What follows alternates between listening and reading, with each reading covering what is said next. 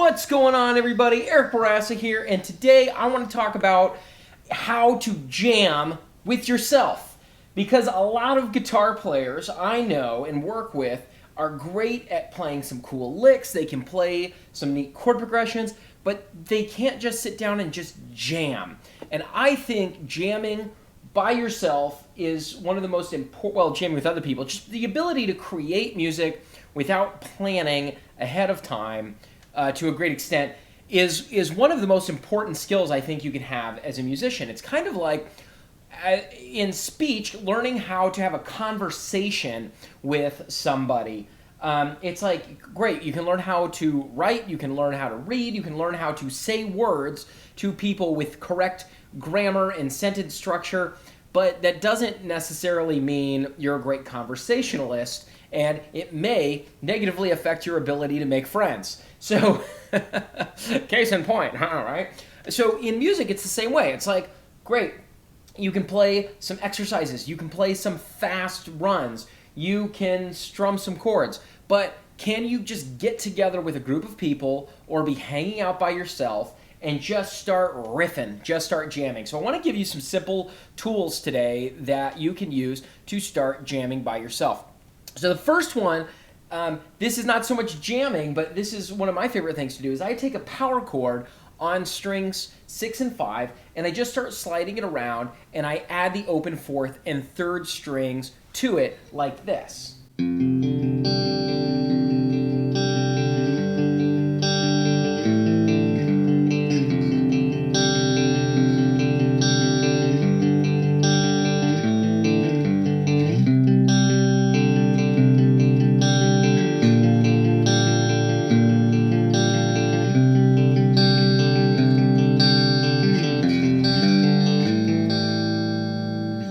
Cool, right? All right, so that works really well at fret 1, fret 3, fret 5, and also fret 8.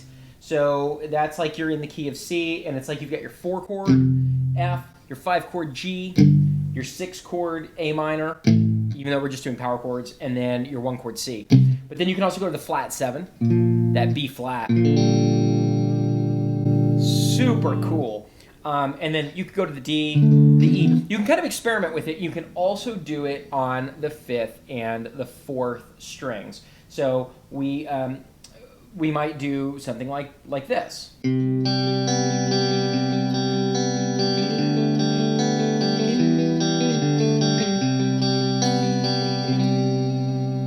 just experiment with that, start sliding it around, and you can take other shapes and add open strings to them as well. So like we could do ninths on strings 5 and 2, like so.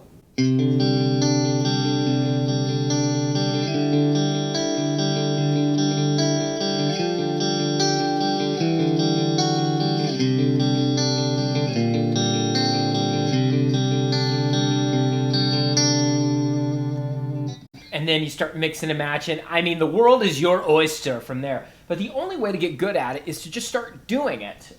So now let's get into something that's a little bit more jammy, a little less like atmospheric songwriting, and a little more like chicka boom boom chicka boom boom. Try taking just a chord and then going into like a pentatonic thing. So let's take something easy and simple like G, D, E minor, and C. Those chords, and then let's combine it with our E minor pentatonic scale, and let's just use the first 3 strings. So you create some parameters for yourself, like I play the chord, and then I have 2 beats to improvise on those 3 strings with E minor pentatonic. Then I go to my next chord. So there needs to be some kind of structure to it. So maybe I do something like this.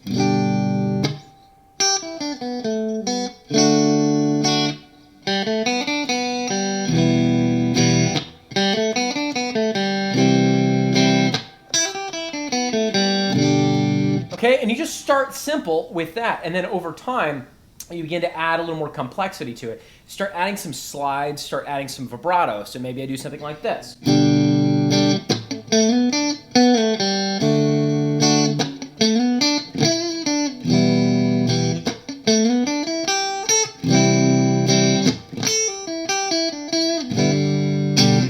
Okay, cool. Now we're starting to jam. Notice how that time I started adding in some chukka-chukkas. Anytime you can kind of keep the groove going, fill in that dead space. Not necessarily with notes, but just with something that keeps that rhythm going. So another thing you might try is taking a chord progression and just doing some chukka-chukkas in between. So maybe I do something a little bit more like Hendrixy. So like, let's take C, G, A, oh, I'm sorry, D, A.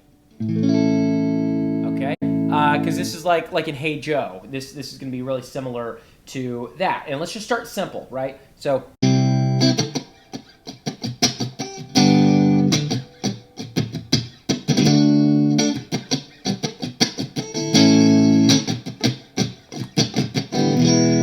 Okay, and then from there, start adding in some fills. So my favorite thing to do, this Hendrixy sort of thing, is when you've got a bar chord on the 5th string, we can do this.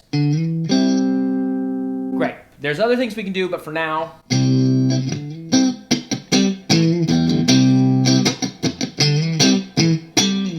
you might just start grooving with that. That kind of completes your C major chord. And then for the G, when you have a bar chord on root 6, then we can do this little partial chord. If you have a really good thumb, you can reach over and play that. I'm not great. And you could add the root. So let's just go like.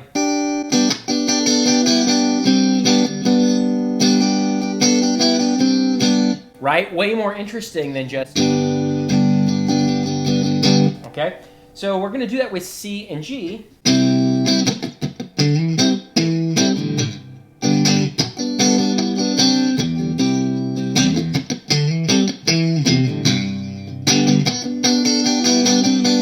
And then we're just going to move it up 2 frets, and we're going to do kind of the same thing with D and A.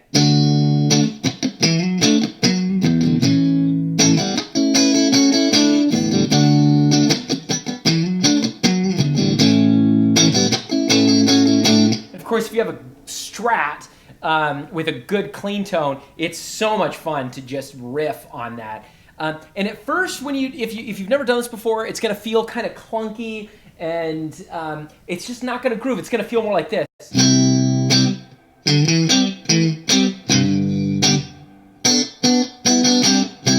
Right? But that's just how it goes, and it's like when you're first learning how to talk to somebody. It sounds, it just, I don't know. You can't. It's almost like the difference between reading a speech and just talking to people, okay? At first, it's going to feel like you're reading a speech, but over time, it'll start to become more conversational. So let's kind of put that all together.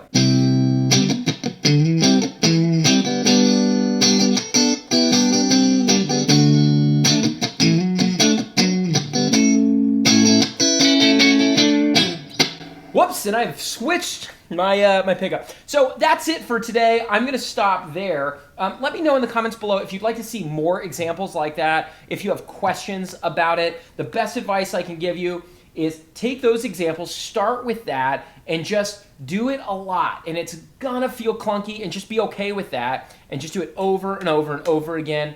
And feel free, reach out. I'm getting ready to launch my online guitar training program, where you will, for a small monthly fee, you will be, compared to like in-person lessons, you'll be able to submit videos to me of your progress, and I'll be holding you accountable. And we'll have a little bit of a video exchange, and then once a month we'll do like a Skype call, and I'm going to give you very specific assignments based on where you are in your playing. So if one of your weaknesses, if one of your 3 goals is I want to get better at jamming by myself, we're going to be tracking that, and we're going to be measuring your progress with it. Just because I feel like there's in the world of online guitar, there's plenty of content. There's lots of people saying, hey, here's me playing cool stuff.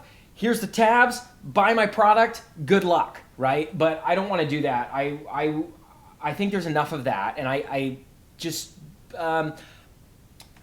so instead, what I'd like to do is work with a small group of people that really want some some hand holding and some one-on-one attention that say, hey, give me something specific. Let's do some measurable goals and actually help me track my progress as I go. So more details coming on that pretty soon.